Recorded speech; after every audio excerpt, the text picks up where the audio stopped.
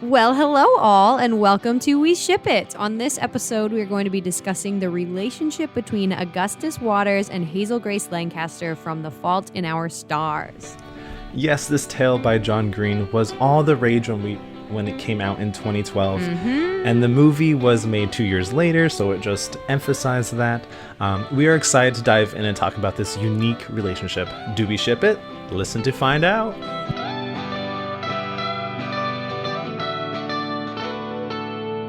Hey everyone, I'm Steph. And I'm Devin. And welcome to the We Ship It podcast. Today we are talking about Gus and Hazel from The Fault in Our Stars. I remember when this story came out, I was just about in high school and I absolutely fell in love with it, as did the world around me at the time. It was such a different kind of love story. I just love these two. Yeah, they're really great. It was like if you didn't read this book in high school, there was something wrong with you because everyone was carrying it around. Yep. Everyone had it. It had a huge fan base and still does to this day. But just as a warning, as with every episode, we always want to give a spoiler alert. So if you haven't read the book or seen the movie, we are going to be going into detail about the plot, and I will be giving you a brief summary. Hazel Lancaster, a girl who lives with cancer, has allowed the cancer to envelop her, and she fears that she is a bomb waiting to go off and destroy those closest to her. However, when she meets a cute boy, Augustus Waters, at support group, her life starts to change. Although she fights it, she eventually starts to fall for this boy. And even when her cancer resurfaces in her lungs, Augustus is always waiting there to support her. He even spends his wish from the Genie organization with her to go to Amsterdam to meet their favorite author, so that he can tell them what happens after the story ended. However, when they get there, they find that Van Houten is nothing but a rude, depressing alcoholic, and the whole trip was set up by his assistant. So instead, they spend their time in Amsterdam, visiting the Anne Frank house and other attractions. All the while, Hazel notices that Augustus is looking weaker and in pain more than usual. And he finally tells her that his cancer has come back, and his scans have lit him up like a Christmas tree. Upon returning to the U.S., the two spend the rest of Augustus's time that he has left as the cancer destroys his body. He eventually passes, but before he died, he wrote Hazel's eulogy for her eventual funeral and sent it to Van Houten. The story ends with her reading it and Hazel acknowledging that although it was painful, she loved every moment of falling in love with Augustus. Oh my gosh. This story breaks my freaking heart Every time. So sad. Even just listening to the summary, which was really brief and like not in depth, like I'm gonna cry. I know I'm going to cry on this episode. But in order to get me to that point of crying, let's discuss the book. So the first question. That summary was painful for me. Oh, good luck. In what ways does Augustus's introduction to Hazel's world complicate matters for her? How does their relationship profoundly change her life? So from early on in the novel, readers get the sense that Hazel doesn't have much of a life outside of her home. Sure, she sees her friends sometimes and has started to attend the support group. But other than that, her social life is dull. Her life was monotonous.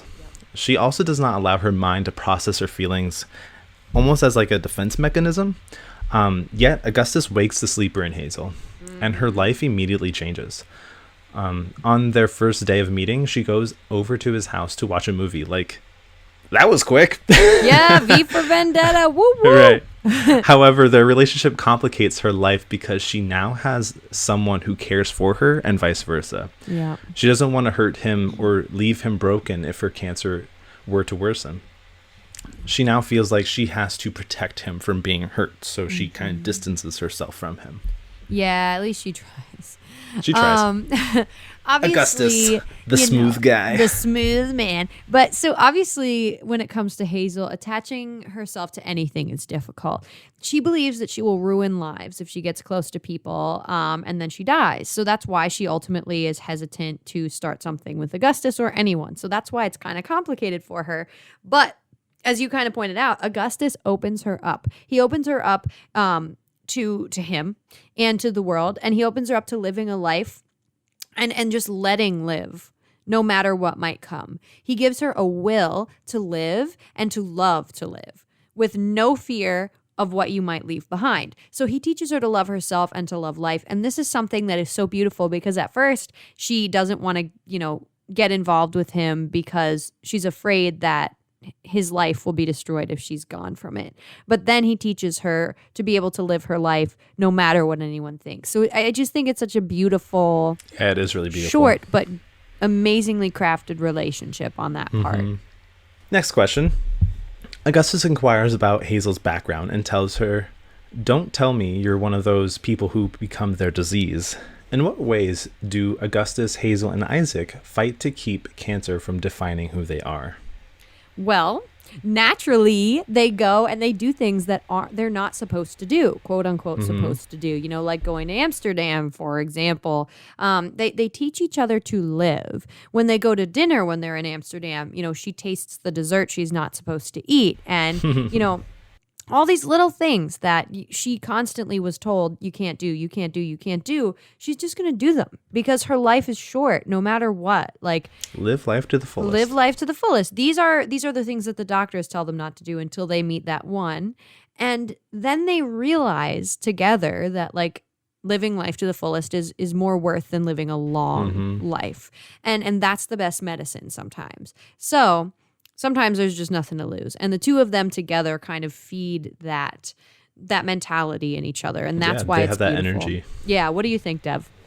So all three of these characters are fighters in one way or another. But they all fight with a common ally, sarcasm. Hey, I love that. In order to cope with their pain, literally or figuratively, they use sarcasm to joke about it and become a closer unit. They don't want to allow the cancer to take them over as a person. Isaac has this moment of revenge against Monica. Hazel gets her spat out with Van Houten, and Augustus rides his roller coaster all the way up. They don't allow their lives to stop just because of their unfortunate circumstances. So that's what I love about these three, is that they are able to joke about it. I mean, because it's their life, so they're allowed to joke about what they're going through. But they don't do it in a sad way. They do it in just like a sarcastic, just coy tone.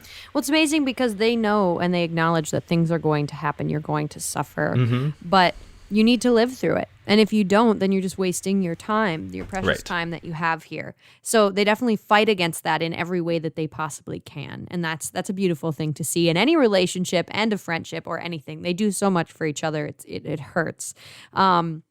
But next question, what are Hazel and Augustus's biggest fears and how do they play into the construction of them as characters? So Hazel fears being a grenade and hurting the people she loves the most when she eventually passes, as she sees her death as not an if, but a when. Yep. It's not a matter of if it's going to happen. She knows it's going to happen. So to fix this, she tries to keep those around her at a distance. She says, "So of course I tensed up when he, Augustus, touched me. To be with him was to hurt him, inevitably. And that's what I'd felt as he reached for me. I felt as though I were committing an act of violence against him, because I was." So she's so fearful of hurting someone, she doesn't will herself to feel love or be loved. Oh my but as gosh. we know, Augustus's charm soon wins her over, and it's just, yeah, get him. Oh, I love both of these characters Right. so freaking So much. Augustus, on the other hand, fears fading away into oblivion, to be forgotten forever. This fear even extends into the digital realm when he plays video games with Isaac. After jumping on a grenade, ironic, I know, right? In the game, he says, "All salvation is temporary. I bought them a minute. Maybe that's the minute that buys them an hour, which is the hour that buys them a year. No one's going to buy them forever, Hazel Grace, but my life bought them a minute, and that's not nothing." Oh. So he has this hero complex and a desire to leave this life with people remembering him for something. This interferes with their relationship because Hazel takes offense in that her love is not enough for him. "You say you're not special because the world doesn't know about you, but that's an insult to me. I know about you." So it's just this kind of, so their fears complicate their relationship, but that's what makes it so majestic, so beautiful. So it is. And he leaves such a legacy, if not only in her heart, he leaves it everywhere. He changes someone's entire life. He changes her entire life. And that should be legacy enough, like she's saying. Right. But he changes so many lives. He's amazing. He's an amazing friend. He's an amazing boyfriend. He's a lover of humanity. And that is a beautiful thing. But so like you said, yeah, Gus is afraid of oblivion. Hazel's afraid of hurting others. Gus's faith, even if it's not a religious faith, it's like a faith in hope or something. This is what takes him out of that fear. And I think it's because he believes in an afterlife, sure, but he more rejects oblivion. He has so much hope and faith that oblivion, his fear, it can't break him, really. And Hazel, at first, she lives cautiously. She lives in order not to hurt others. But that's what Gus helps her out of, this feeling that she can't do anything in order to preserve the hearts of those around her. She feels helpless in this way. So she tries to decrease the violence that she commits on anything because she doesn't feel as though she can solve the problem that she creates by joining them. So they help ground each other in reality. Gus saying that, no, you shouldn't live in this very cautious way. You should live in a more, I can't think of the word. You should live in a more outright way. You should live more intentionally, go do things. And she helps ground him in reality in really helping him to look into himself rather than just going along as a happy-go-lucky guy. I think they help each other to live their past fears and to get past them, which, like you said, it does complicate their relationship at points, but I think it also does well to bring them closer, if that makes any sense. Yeah, no. But we'll get more into their characters in this follow-up question. So these two characters have an immediate connection and spark. What is that pulls these two together? Yeah, I think they are kindred spirits. I think that like Hazel eventually in the end says something like, oh, I think that's why he liked me, because he knew someone that looked like me in the past, like Caroline kind of looked like me. But I think it's more than that. I think their souls connected that day. They're obviously both attractive people, so that could have something to do with it. But I think Gus loves Hazel's humor and her realistic nature. She's the kind of like quote unquote real girl that he has trouble finding in others because they're just living in like the societal fantasy world, basically.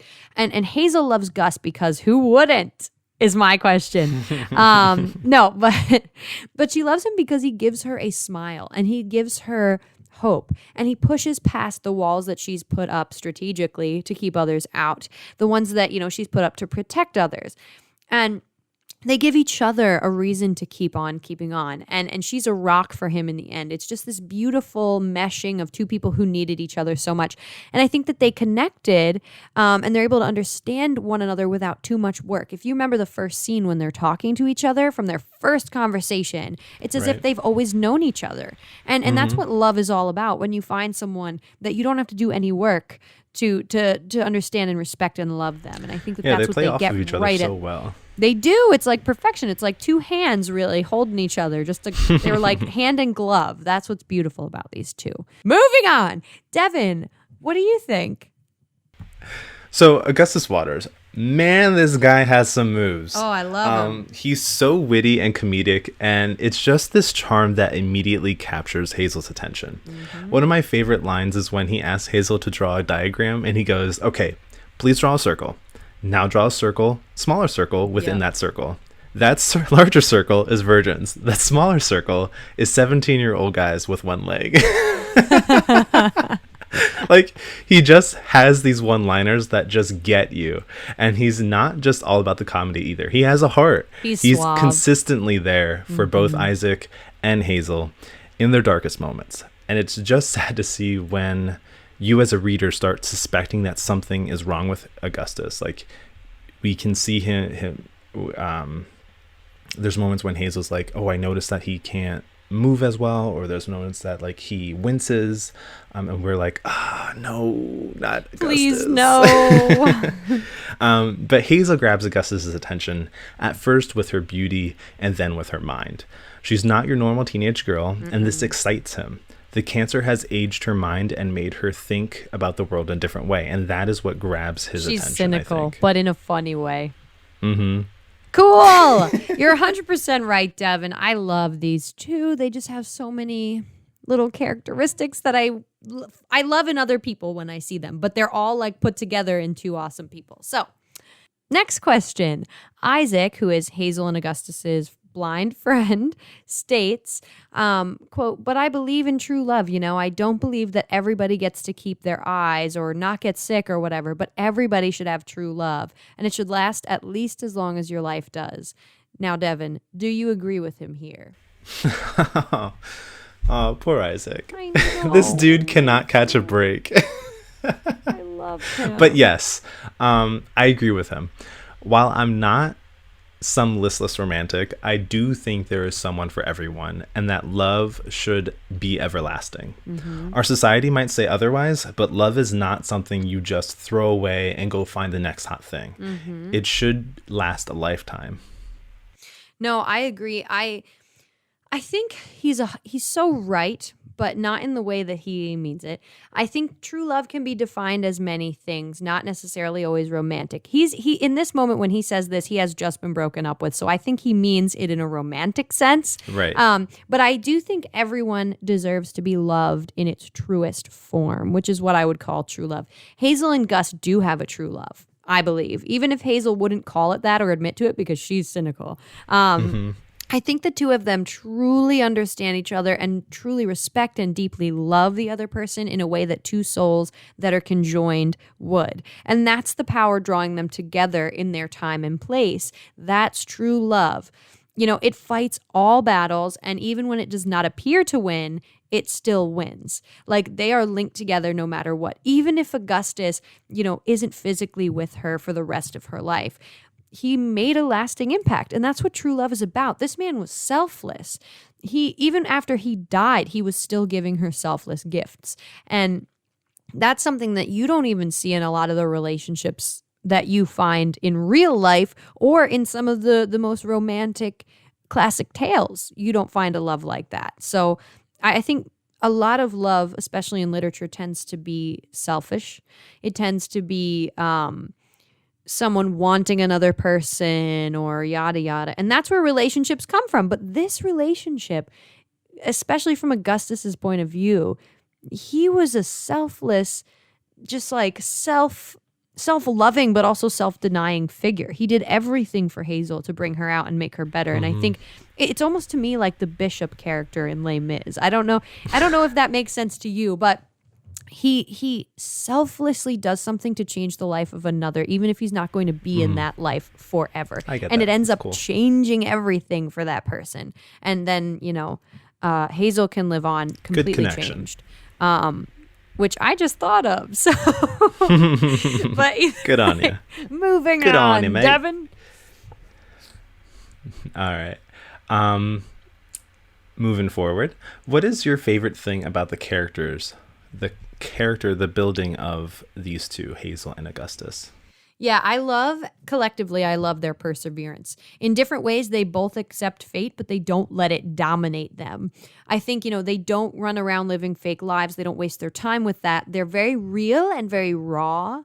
Their personalities are enjoyable to read because at our deepest core, we relate to them. So, people run around with foggy personalities when they're tainted by society and they're not expecting death as soon as these two are. You just kind of like watch TV and do things that are useless. And I feel like sometimes maybe it makes us foggy, but these two, they've tasted death. They've seen it at their door. So at our deepest core, we crave to be as real as these two are. And when we read such real and dense characters, who love the way that many do not, it excites us. And that's what I love about these two collectively. I mean, Hazel's the most real out of the two of them, and I think Gus gives the reader an infinite well of innocence and devotion. And it's genuinely one of the most beautiful characteristics anyone can have. So, That's individually they each give me different exciting things, but together their perseverance and their reality is what makes them so lovable. What do you think? So for me, Hazel is just so darn headstrong. Yep. Like, wow, girl, she's a little pessimistic, but Yep. she's also realistic. And this makes her fight that much stronger. I love the scene where they are boarding for the flight to Amsterdam and they have to get their luggage checked and such. And she says, quote, rather than being searched by hand, I chose to walk through the metal detector without my cart or my tank or even the plastic nubbins in my nose.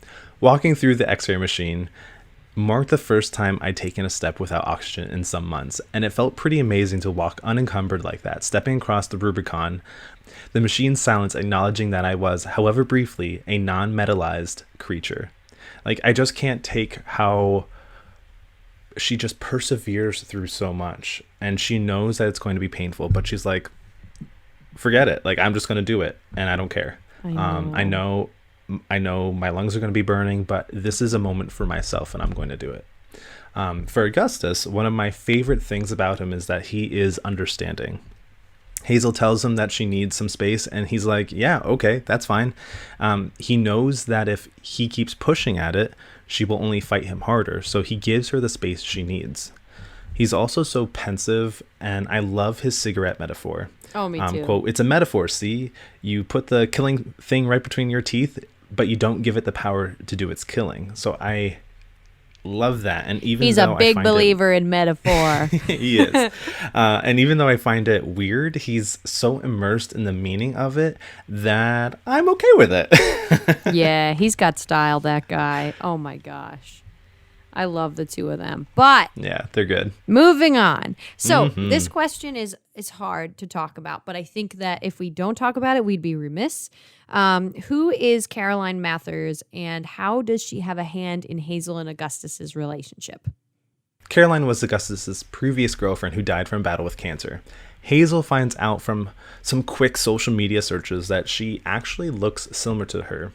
Weird. Which explains why Gus was mesmerized by her the first time he saw her at support group. So Hazel in turn fears that she will hurt Gus just like Caroline in her passing, and distances herself from him. But it isn't until later that Gus actually tells her the truth about Caroline. She had a tumor on her brain that caused her to act irrationally, so his relationship was verbally abusive. But Gus being Gus, he doesn't leave her, but sticks with her through it despite her mean words. So he actually forces himself to be in a abusive relationship just to show love to somebody else. And I love that.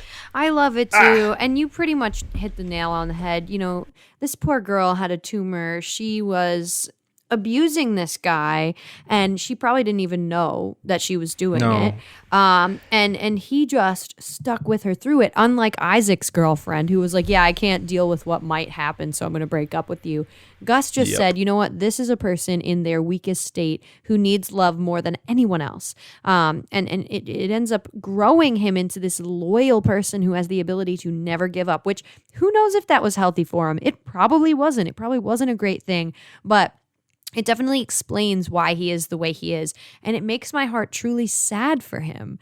He both of his relationships, he just was giving and giving and giving until his body gave out. And that to me is, I know, I could cry because he's such an incredible character. And the fact that John Green thought him up, you got to wonder, like, is there someone that he knew that was so incredibly selfless? Because because Augustus comes across as such a real character. He's so stylish and pretty and nice and kind to his deepest core. And that's, I've only met a few of those kinds of people in my life, but it's definitely, it definitely gives me a love for Augustus. That, if you can't tell, he's the one I've focused in on. He's my man.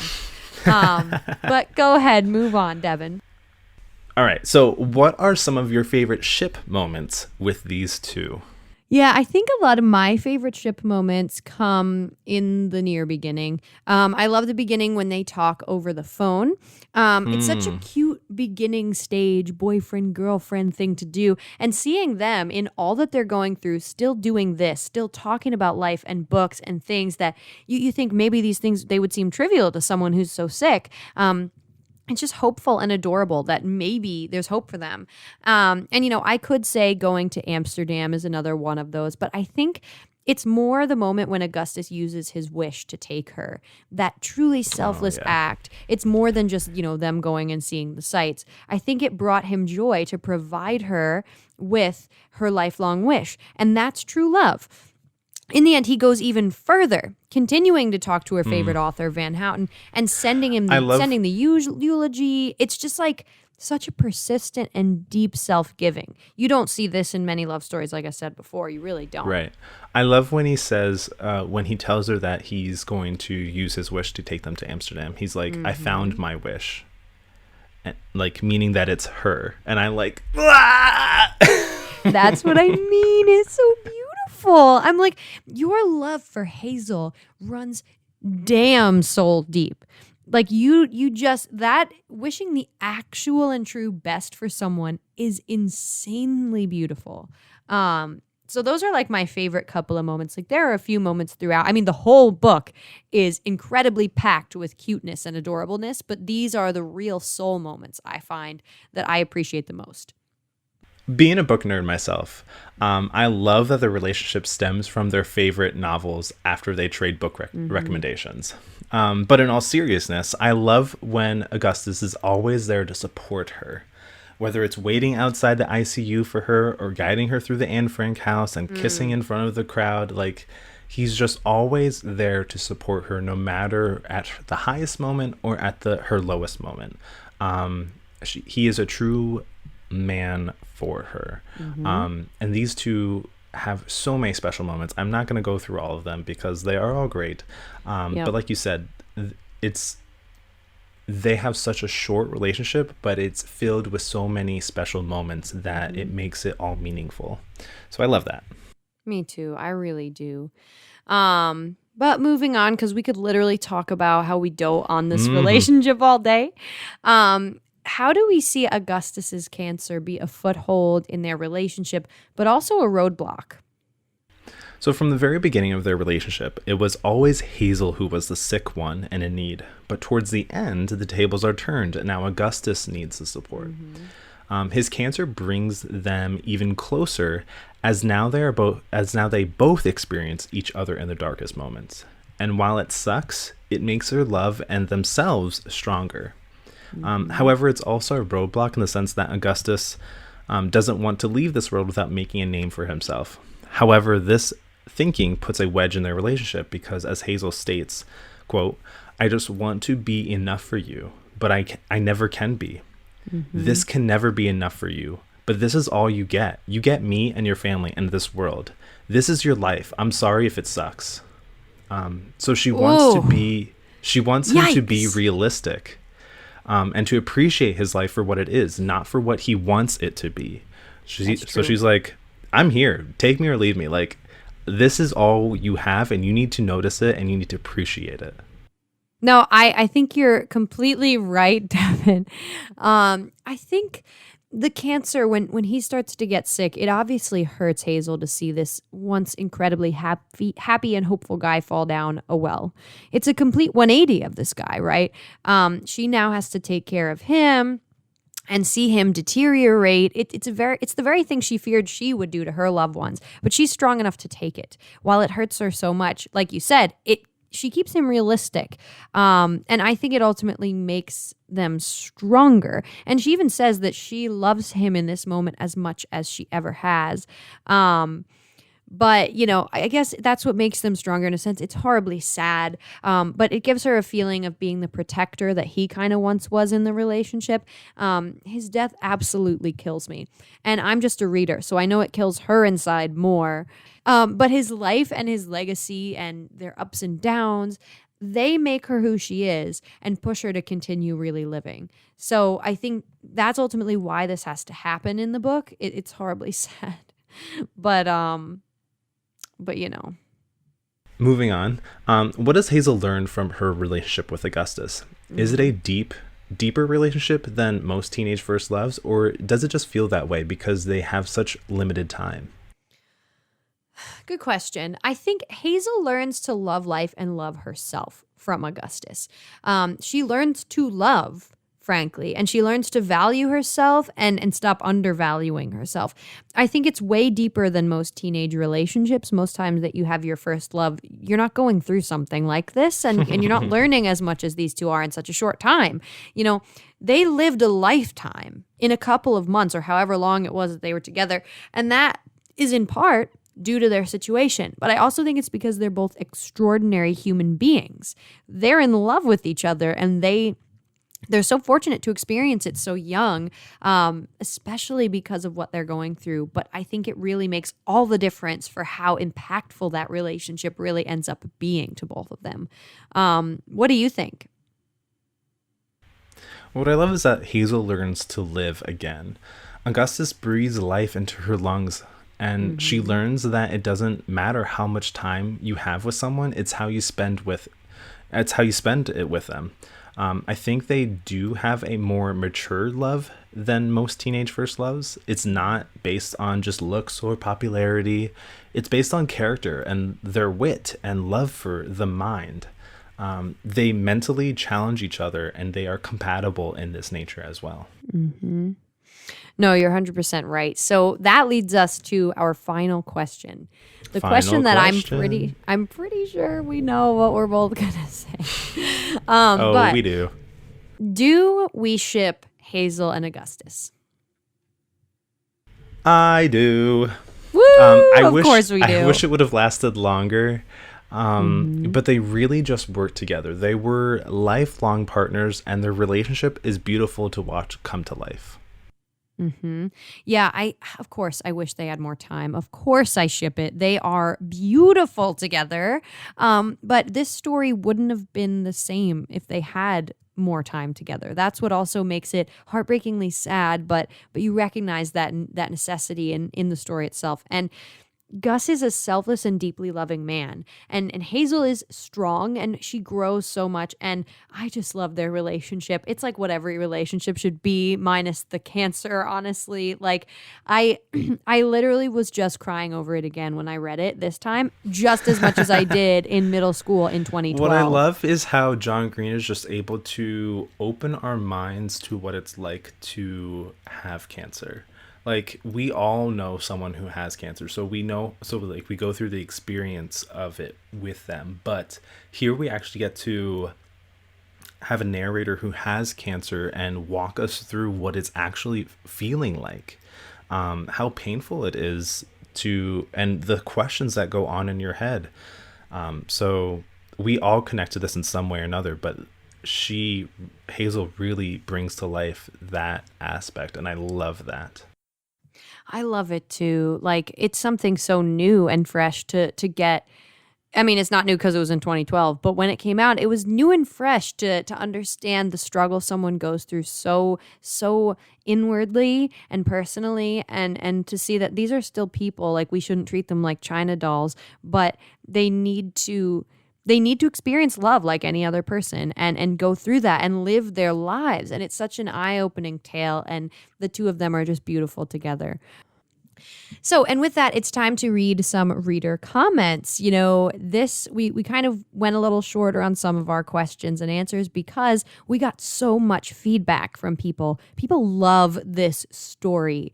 So that's really why we wanted to hear from our readers. So here we go. The first comment we have here is from Daniel. Thank you for reaching out, Daniel.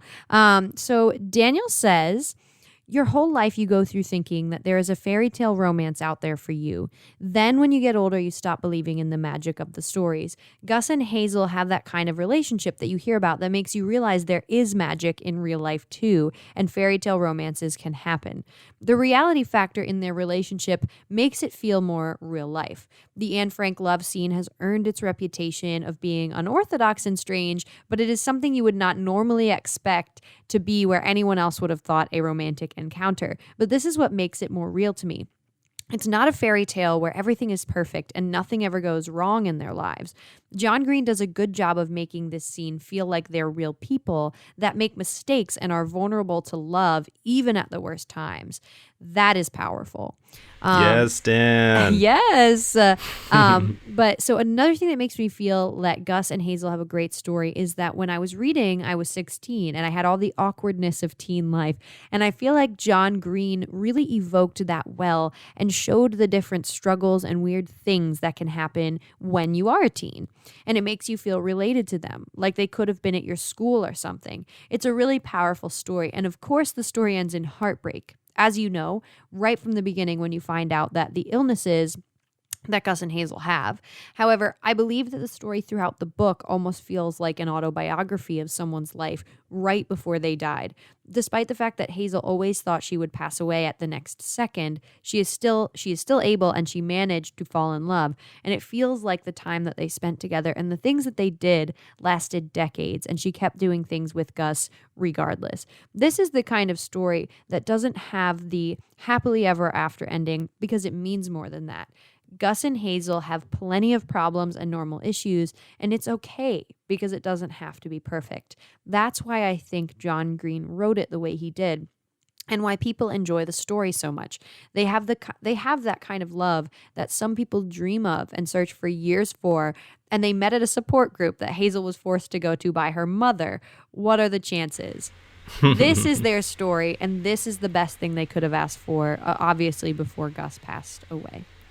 Wow. Thank you, Dan. That's that was awesome, so Dan. Thank you so much. powerful. And I completely agree. There's something so much more to this story than just the typical modern like romance story. Like it definitely does have that aspect of the fairy tale because constantly what's her name? Hazel is trying to compare it to the books that she reads. And I think that that's great. But yeah, so moving on to other comments because I know we have so a our few. second one is from Haley. Thanks for sending in your comments, Haley. And here's what she says. When I first read The Fault in Our Stars, I was a freshman in high school, so 14 years old, at an age where I hadn't really had any real relationship experience. I think my feelings on Gus and Hazel were totally different than how I feel about them now, 6 years later. As a 14-year-old, Gus and Hazel seemed to be everything I wanted and more, minus the terminal illness.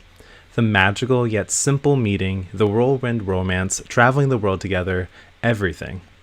Gus and Hazel were my OTP, one true pair, and their story was one I loved to return back to time and time again. Though I have to say pretty much any John Green couple was perfect in my eyes. Mm-hmm. However, looking back on it, I feel like there were many times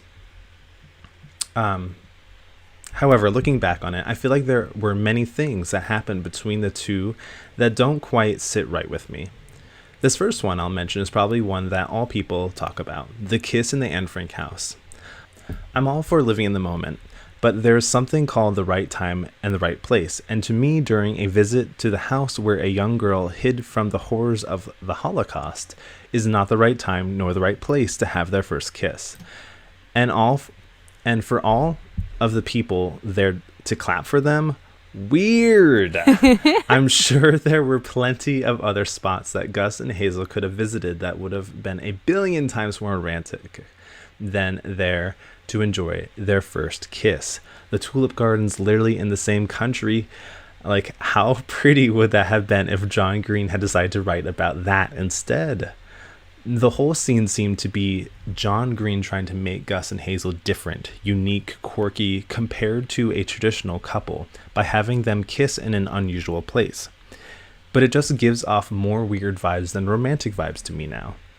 I know if I had seen two people kissing there in real life, I would have felt pretty awkward. Another aspect of the relationship that is a little weird is how fast-paced and rushed it felt.